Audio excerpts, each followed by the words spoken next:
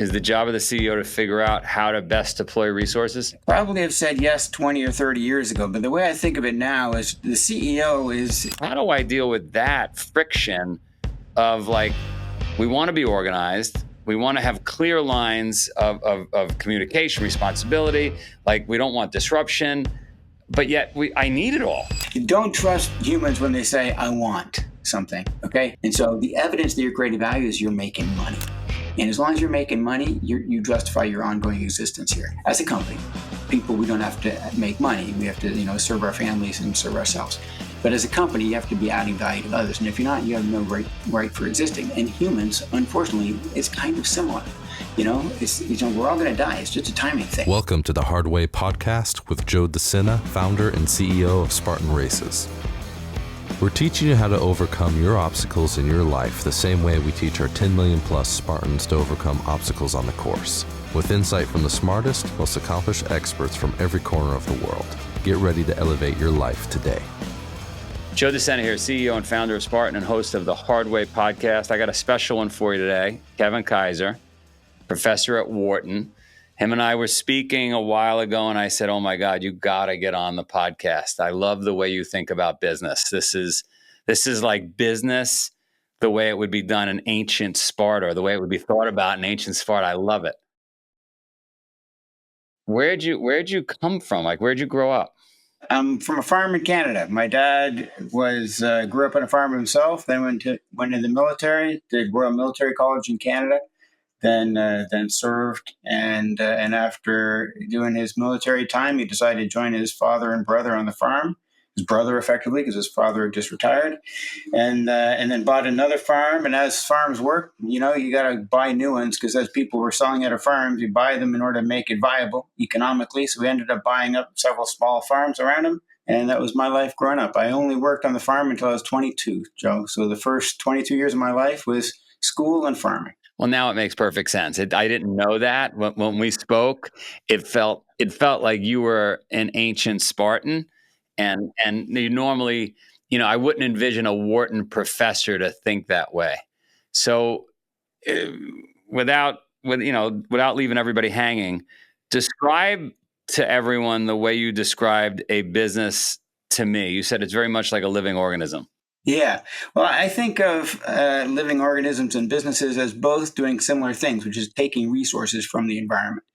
And at the core of my sort of way of thinking, if you like, and what I think of as finance too, Joe, the core is that all resources have an opportunity cost of capital, which means anytime they're doing something, it means they can't be doing something else. And the point is, if the other thing they could be doing would be more value adding, then there's going to be a natural tug of those resources towards that other thing. So similarly for a human being or a tree, or a crocodile or an ant, you have to make efficient use of the energy you have available to you, because if you don't, nature's going to take it back, literally. In the form of a predator coming after you and you being unable to defend yourself. And companies are the same. They're using resources, and those resources could be doing something else. And another company, other people, you as a CEO, you might rather have access to those resources, that real estate, those people, that plant and equipment, and you could be making more value for humanity in the form of products and services than what the current people are doing with it. And so those managers and that ownership are at risk of losing that company and those resources if they don't make good use of them. So for me, an ant or a tree, a human or a company, they're all facing the pressure of delivering on the resources they're using. So is that the job of the CEO? Is the job of the CEO to figure out how to best deploy resources? Probably have said yes 20 or 30 years ago, but the way I think of it now is the CEO is, I read this great book, Made in America, by Sam Walton, founder of Walmart, and he describes the servant manager mindset. And the servant manager, as a CEO or as any manager, has to recognize that it's probably the folks who have closest contact with the customers or with the production line, et cetera, who probably have a better idea of how to allocate the resources effectively. And what Sam figured out was, as he started opening up new Walmarts, from the very first one that he opened way back when in Arkansas, What he figured out was the new folks managing that new branch, that new store, they have to be able to be responsive to the customers. I can't be the one who tells them what to do. I have to trust that they've got the best interests of the company at heart, and they're going to make the right call. They're going to set up the right display, put the right stuff on sale on the right day, put it in the right place. And so that's the way I would say I think of it. It's the CEO's job to marshal the resources, to support the people, to be there to handle questions and give access to new resources when those people need access to new resources. But it's the people on the front line whose job it is to really make the call on how to use the resources the company has. Becomes incredibly, as you're describing it, I'm thinking like when you've got a company the size of Walmart, and I spent some time with the Waltons, like that is just a massive machine, no different, I guess, than Amazon, or maybe Amazon's less complex. I don't know. But to trust those people on the front lines to make those decisions, but you have no choice really, because how the hell are you going to manage every front line? You don't have any choice. Sam in the book describes, there's a nice passage where he says, anybody in Walmart, if they want access to information that we have, they get access to it because I don't know what they need to know in order to do their job. And so basically they're trusted. If they still work here, it's because we trust them. And if we don't trust them, then they don't work here anymore. What are you're getting a lot of kids coming through Wharton. Wharton's pretty prestigious, if not the most prestigious school when it comes to business. What are you seeing kids interested in these days? Are they, I assume they're less resilient than they used to be. And, what are they looking to do? Well, first, keeping in mind, Wharton, as you just said, it's prestigious, but also really hard to get into. And for the students to get in, they've probably worked pretty hard through high school and through their lives. There's quite a few of them are varsity athletes, or at least very fit and very, very attentive to their mental and physical well-being. So I wouldn't say they're fragile. Maybe they're a little bit more fragile than in old days, but they're not very fragile. And frankly, we get quite a few, first generations kids from around the world, and even some who are just coming here from around the world for the first time themselves. They're relatively ready and prepared to work hard, and they do work very hard, and they compete a lot. So they're pretty tough. So the undergrads are really tough on themselves and each other. The MBAs have already been, working pretty hard for a while. They did their own undergrad, then they went to work somewhere. So they might be taking it a little bit more easy, but by and large, I'd say they're relatively focused and hardworking and diligent and ambitious people. And the ones that I get, Joe, I teach two classes. I teach distressed investing and shareholder activism. And both of those are routes towards Wall Street, hedge funds, private equity, or investment banking, which are all career paths known to eat you up pretty quickly. And so they're aware of the fact they're going to have to be working hard for quite a few years, and they're preparing themselves while they're in the classes to work hard. And by and large, they work pretty hard. I wouldn't say they're very anti-fragile, but I wouldn't say they're fragile either. And you're not seeing a change over time. I'm 59 now. What I would say is when I started teaching at Northwestern at Kellogg back in 1989, I think, or 88 was the first time I taught MBAs. And then I went overseas and I taught in France at INSEAD, a business school there, for 25 years. So I've been teaching MBAs for 30 years. And yes, I have seen it change, to your question. I wouldn't say that they're not willing to work, but it is true that, life work balance is something that's entered our vocabulary in my lifetime. And I don't know what it was like before then. And so we used to see people going on to very difficult, demanding jobs, Wall Street, investment banking, consulting, you name it, corporations, ExxonMobil, you name it, places where you knew you're going to be working hard, and there was less grumbling then than there is now. I think that's accurate. But there's still a good percentage who are aware of the fact they're going to work hard. And the ones who come to my class, by and large, are the ones headed for those jobs, and they're fine with it. There are probably others that I don't see, but I have a bit of an attitude, Joe, and I have a bit of a reputation. And so that might shape the nature of the students that I get in my classes. Yeah, no, that's fair. You're basically the West Point of business. I try to help them with their anti-fragility. And I tell them that, I explain, you all have enough forces in the world making you more fragile every day. I don't want to contribute to that. My job, if anything, in addition to teaching you finance, is to give you life skills. And I take it quite seriously, trying to improve on their anti-fragility, their resilience, their ability to deal with tough times. And it's built into my course. It's built into the way I approach my class. Well, let's talk about above the individual. Let's talk about the organization. I think about Kodak a lot. Kodak was, the most valuable brand in the world. How the hell did they screw that up? Is it a bunch of people that are fragile in New York? Like, what's that all about? Well, one thing to keep in mind, I think, is we have this success breeds failure, right? Because success breeds arrogance, success breeds complacency, success breeds bureaucracy, success breeds all kinds of negative features, right? That creep into an individual human being and also into an organization. And so, with success comes the root of failure. And General Motors was once the greatest company on this planet, conquering the world literally in the auto industry, and then obviously ended up in Chapter 11 in 2009 after having a few decades of struggling. And so, greatness begets failure if you're not super attentive. And so, Kodak, I think, like others, had such a privileged position at the top of its industry that it became inevitable that some degree of complacency, arrogance, blindness, a failure to appreciate the shaking of the world around it, and then suddenly you find yourself from one day to the next almost obsolete. Now, obviously, it took a long time to play out in Kodak, and people can tell you individual stories, including some of our faculty at Wharton who've analyzed Kodak quite in depth. But I would say, in spite of the specifics, essentially success breeds failure. Complacency is aggressively entering your ecosystem all of the time, and you have to fight it. You basically, I love that scene in Cinderella Man where he says, "I'm fighting for milk," right? Like it's gotta be that fighting for milk every day, and very hard to do when you've got a really nice office in the corner, or you don't even have to go to the office. Yeah, exactly. Nowadays, you just stay at home. It's sort of, I think of Michael Jordan. When he was feeling complacent in a game, he'd pick on somebody in the other team to get them riled up in order to give himself the motivation to kick their ass. He needed something to get him wanting to work harder. He needed something to inspire himself to dig deeper. Because when you're the greatest of all time, how do you keep going out every night and trying again to be the greatest of all time? You need something to motivate you. And in companies, if you're lacking the competition, obviously you're going to run the risk of becoming, out of date pretty quickly. It's funny when I think about how we got to where we got to as a company. We were in competition with Tough Mudder, and they were formidable competitors. These kids were better at digital marketing. They were better at picking venues. They just were better, and that kept me up at night, and that kept the team really focused. Without that, I don't think we would have grown. I don't think it would have happened. Yeah. Yeah. I mean, we need something, right? If you're, I used to run marathons and long distance, and you need something. You need that person in front of you you're chasing, or you need that kilometer, that time you're trying to hit for the mile or something.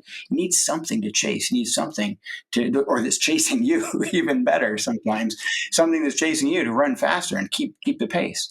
Because, if you don't have something to focus on, something that attracts you or scares you, then either pulls you forward or keeps you going, running away from it, then yeah, I mean, we all run the risk of losing our focus, losing our spirit, losing our willingness to fight. Well, I'm just thinking. I met the original inventor of YouTube before YouTube. He was the one that was going to sell to Google, but then he played his hand too well, and he ended up missing out. But he said to me something interesting like 10 years ago. He said, cities last. They morph, they change, but companies don't. And I've been thinking about it for a decade. Like I guess cities have public funds. I guess maybe that's at the end of the day. Well, I mean, cities have the benefit, and they don't always last. There are ancient cities that are now decrepit and gone, and cities run that risk. But they have a critical features like the waterway they sit on or the juncture between two important cities on a trade route kind of thing. There's reasons why cities form, and then they become a bit of a magnet for talent, and they achieve a critical mass, and then they're difficult to kill because they have geographic reasons and other reasons for existing. Companies don't have a geographic reason for existing. If somebody out there does better than you do, there's no reason for us to be where you are. I can leave Google, but it's harder for me to leave Philadelphia. I need to have another place to go. And so companies don't have the same resilience of a city. But that being said, there are companies that have done well. And the key to doing well for a company is the same as the key to doing well for a city, is to stay relevant. You have to continue to add value. You have to justify yourself every every day you wake up and delivering something of value. So being a trade port, being Singapore, that's going to be valuable for a long time. And if you can be Google and continue to add value with Gmail, with YouTube, et cetera, with Earth, you can stay relevant for a very long time. But unlike cities, businesses absolutely can wake up and be irrelevant from one day to the next almost, especially when we're the consumers are the ones who give them their position and not geography and not something else. If we decide somebody else is giving us something better, we're jumping and you can't stop us. Yahoo disappeared pretty quickly. AOL disappeared pretty quickly. You can name the companies that disappeared because they simply failed to stay relevant. It's funny. I drive my staff crazy, and hopefully you'll meet my staff this summer, but I drive them crazy because I'm always challenging everything. I try to never be complacent. For all the reasons you're talking about, I pick a fight with everything we have going on. Even if I'm the one that set the original thing in motion, I'm challenging it. And we as human beings, we don't really want to deal with that. We just want to know what we have to do every day, repeat the same thing every day. So how do I deal with that friction of we want to be organized. We want to have clear lines of communication, responsibility. We don't want disruption, but yet I need it all. There's so much to say. Don't trust humans when they say, I want something, okay? In evolution, we didn't have access to sugar all the time. And so now when you get access to sugar, your whole body tells you, eat all the sugar you can get access to. But we have unlimited amounts now, so don't listen to your evolutionary body. When you get access to fat, your body knows, just eat as much of it as you can. But, the evolutionary human being and the modern human being, don't trust your wants that come from evolution. You want to be able to relax because we didn't have the opportunity to relax before. And so your evolutionary wants are not your friends. They're not your best friend anyway. And so be careful listening to them. And so I have this mindset that you have to train yourself to do what you don't want to do and do that pretty systematically. And in business, when your employees say, please make my job clear, please give me accountable, measurable targets that I can deliver so that if I do it, I know I'm doing my job well, make my life easy so I know if I'm succeeding, I know if I'm failing, and I don't have to worry if I'm going to get fired or not. And all I would say, Joe, is don't give that to them. Don't give it to them. Tell them, dude, it's hard. It's hard to create value. And I don't know what you need to do. I don't know by which date you need to do it. I don't know what you need to do tomorrow differently from today. What I need you to do as an employee is wake up every day and come to work ambitious, aggressive, enthusiastic, entrepreneurial, innovative, and thinking about how you're going to add value to my company today. If I already knew what you needed to be doing tomorrow or, November, December, or next year, God, I would be so brilliant if I knew that. But I don't know. I wish I did, but I don't. So I can't tell you in advance what success is going to look like. I can't give you what you want, which is simplicity, accountability, and what success is going to look like so that when you do it, I can't fire you and I won't fire you. The reality is I don't know. And you shouldn't want that anyway. You should show up to work with a little bit more ambition, with a little bit higher standards for yourself. Show up willing to take some risks, take a chance, do something that might not work. I don't know. But that's the only way we're going to move forward. Necessity is the mother of invention. And I need you to feel the necessity of inventing. I need you to feel the need to contribute. And I don't know what it's going to look like tomorrow, never mind a year from now. So I'm not going to give you that, even though I know that's what you want.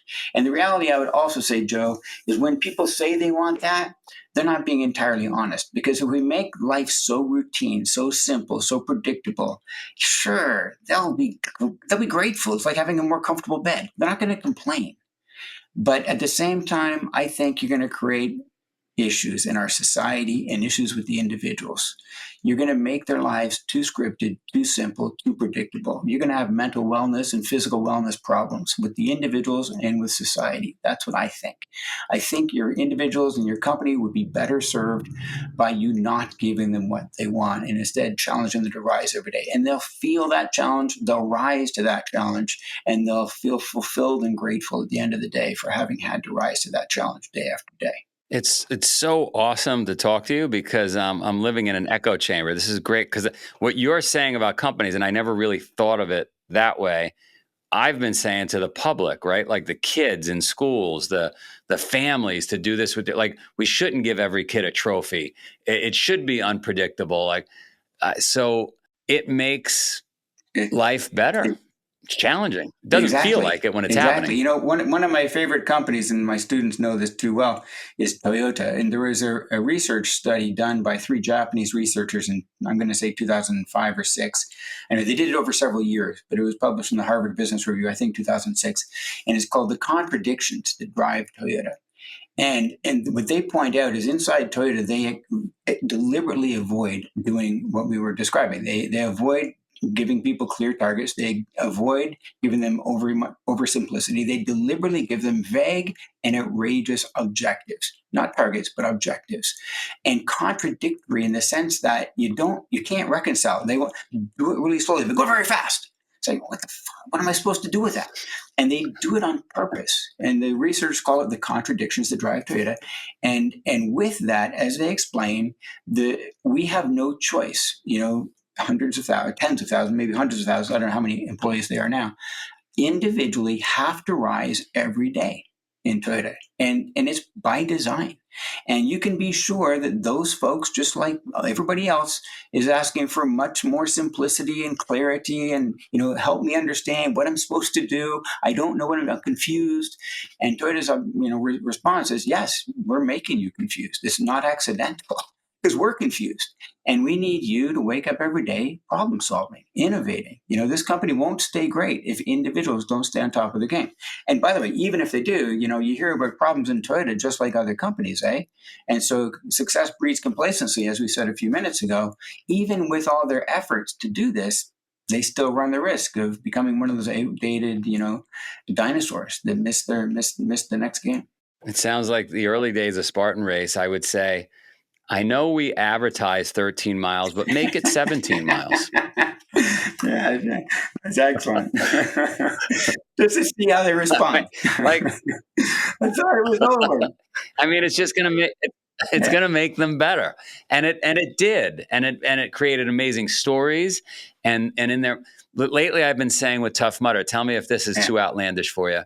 I said you could sell the 5K version, but don't deliver it.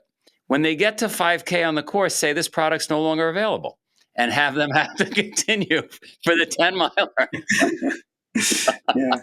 Well, I'm a big fan of pushing hard. I mean, I have this weird mindset I'll share. I don't know if we talked about it before, but since I was a kid, my mother told me I once explained to her that my brain was not being nice to me that day.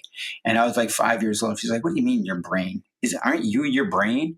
I'm like, "No, my brain is not me." She's like, "Well, who are you if you're not your brain?" And I've had that mindset for a long time. And then when I was at INSEAD teaching, I had an Indian professor, Jagdish Parikh, shout out to Jagdish, and he taught this session. He'd ask, and I'll do this really quick. He'd say, "Joe, is that watch on your wrist? Is that your watch or is that you?" "Well, it's my watch, so it's not me." "Okay. And the wrist that it's on, is that wrist you or is it your wrist?" "Well, it's my wrist." "Okay, so it's not you." "And the arm, is that arm you or is that your arm? Because if it's your arm, it can't be you. It belongs to you, but it isn't you." "Well, right. And then the thoughts you're having right now, are they you or are they your thoughts?" "And well, those are my thoughts." "Okay, so your thoughts aren't you. And that emotion you're feeling right now, is that you or is that your emotion? And if it's your emotion, it's not you because it belongs to you." And so his point was, you are the owner-manager of your mind, body, and emotions. And this really resonated with me, and I can't explain why, since I was a kid. But my mind, my body, my emotions, my thoughts, they're not me. I'm somebody else. And my mind and my body and my emotions will do what they're told. I'm the one in charge. They're not in charge. And with that mindset, I like to push. And the same way, if you say, "Kevin, it's going to be 13 miles," and then you pull the 17 mile on me, my approach is going to be, "All right, well, body, you do what I say." And you know what? Joe just told me it's 4 more miles. So get your shit together. We got 4 more miles to go. And when my body says I don't want to, it's like, dude, you're not the one in charge here. I'm in charge. In this case, Joe's in charge. By the way, I think our ancestors understood that better than us because life was so unpredictable. Can you imagine like the Silk Road, doing business on the Silk? Like they had to deal with what locust storm, you name it. Like it was unbelievable. And, as my dad would always remind me, as a farmer, the weather doesn't wait for you, And if you're trying to be a farmer in Canada, you got to get the crops into the ground when the weather allows you to, and you got to get them off before the snow comes because the weather's not waiting for you. And if you're the one setting the agenda, then you misunderstood. Well, listen, how do people find you? You're awesome. Well, I'm easy to find. I teach at Wharton. I have my email at Wharton is Kaiser K at wharton.upenn.edu. I teach lots of classes that I love to get people into. So I mentioned the MBAs and the undergrads. I teach shareholder activism, and I teach distressed investing and value creation. I also teach the valuation class off and on to our executive MBAs as well. And for executives, anybody who wants to, like if you want to show up at Wharton and do a week program, then I have lots of programs that I teach in. I do a private equity program, I do a venture capital program, I do a distressed investing program. Each of those is roughly a week long. And I do a shareholder activism program. Also, that's 4 days, that one. And in those programs, I'm going to go much more deeply into the philosophies of value creation and what it looks like in each of those different contexts, in the context of shareholder activism, in the context of distressed investing, in the context of private equity, in the context of venture capital. And but at the heart of it, it's all the same story, man. You got to create value. You got to show up into your job. You have to figure out a way to add value to justify the ongoing existence of your company. And if you can't do that, you don't have a right to exist. There's no entitlement here. You only exist as a company as long as you're adding enough value to justify it. And if you don't, you have no entitlement to those resources. Somebody else is going to take them away from you. I met the founder of a company in England called Matchbook. And for life, I had him on the podcast. I'm forgetting his name. And I asked him a similar question. I said, like, what about those people that aren't motivated? They're not adding value. He said, those people that don't add value should curl up and die. I thought, wow, that's pretty. Yeah. He was an aggressive guy. He was awesome. I get it. My saying is, you're all going to die eventually. It's just a timing issue. And for some people, sooner is better than later. And that's a resource problem. Like you're consuming resources and you're not justifying your existence with contribution to the well-being of others around you. And if you're not justifying your existence by contributing to others around you, and we know you're doing that when you're making money, right? In the context of business. If people are taking the money out of their pockets they're about to use to buy a new iPhone and they give it to you instead, then dude, you're probably creating value, because that's hard to do. And so the evidence that you're creating value is you're making money. And as long as you're making money, you justify your ongoing existence here. As a company, people, we don't have to make money. We have to, serve our families and serve ourselves. But as a company, you have to be adding value to others. And if you're not, you have no right for existing. And humans, unfortunately, it's kind of similar. We're all going to die. It's just a timing thing. And for some people, sooner might be better than later. And it's a harsh reality. I don't like to say it out loud, but you just got me to. But it's real. And I do make those comments in the class, and people get it. It's not meant to be too literal, because as long as somebody loves you, then we want you to stay. But there's a point at which you're consuming resources. You got to justify your existence. Get off your ass and do something. Listen, I could literally talk to you for 10 days straight. Like I said, hopefully we're going to see each other at that event this summer. We'll invite a bunch. Maybe we can get some business people to come out and just talk to you during the whole, whether we hike it. We probably should hike it so that we could talk to you and not be out of breath. That sounds good. I'm trying to stay in shape, Joe, so I'm happy to do it. I've got 4 shoulder surgeries, so I might have trouble on some obstacles, but I can still get around all right. Yeah, no, that's okay. Well, listen, thanks for coming. People know how to find you. Hopefully, I might even do one of those week-long courses. I love it. It's a breath of fresh air to find the business person that's a Spartan. I try hard. This is awesome. I'm not sure that I always live up to it, but I do try hard, Joe. And I appreciate it. It's great to be in touch, and I'm a big fan of what you're doing. Somebody's got to keep people in society on their toes, and I love what you're doing. So keep it up.